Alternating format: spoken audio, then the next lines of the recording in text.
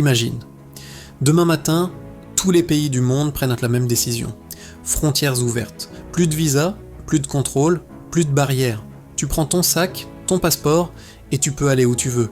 Le monde entier devient un seul et même territoire. Les premières heures seraient absolument historiques. Des millions de personnes traverseraient les frontières, juste pour voir ce que ça fait. Les gares, les aéroports, les routes se transformeraient en véritables océans humains. Ce serait une sorte de fête mondiale gigantesque, un peu comme si l'humanité entière passait en mode voyage illimité. Une euphorie collective. Mais très vite, les choses se compliqueraient sérieusement. Les pays les plus riches verraient arriver des flux massifs de migrants, pas seulement des gens qui fuient la guerre ou la misère, mais aussi tous ceux qui espèrent simplement une vie meilleure. Les grandes villes comme Paris, New York ou Tokyo exploseraient en population en seulement quelques jours. Imaginez les conséquences. Les loyers s'envolent, les logements deviennent introuvables et tous les services publics saturés complètement. Les hôpitaux débordent, les écoles n'arrivent plus à suivre, les infrastructures craquent sous le poids de cette nouvelle population. Côté économie, ce serait un bouleversement total.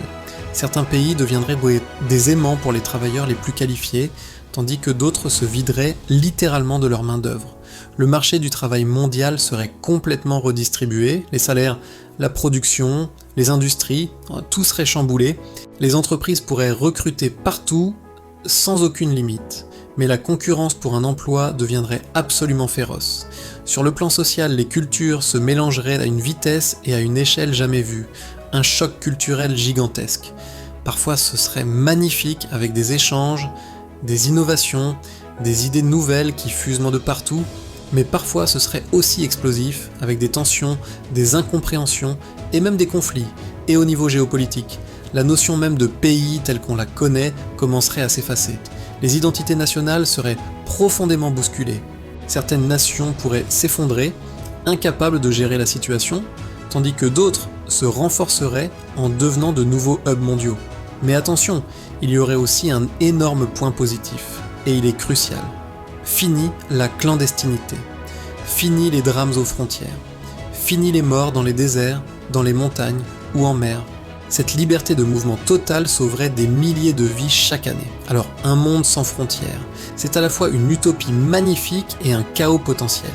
Un mélange de liberté absolue et de défis monumentaux. La vraie question n'est peut-être pas « et si on ouvrait toutes les frontières demain ?», mais plutôt « sommes-nous, en tant qu'humanité, prêts à gérer les conséquences d'un monde vraiment libre ?»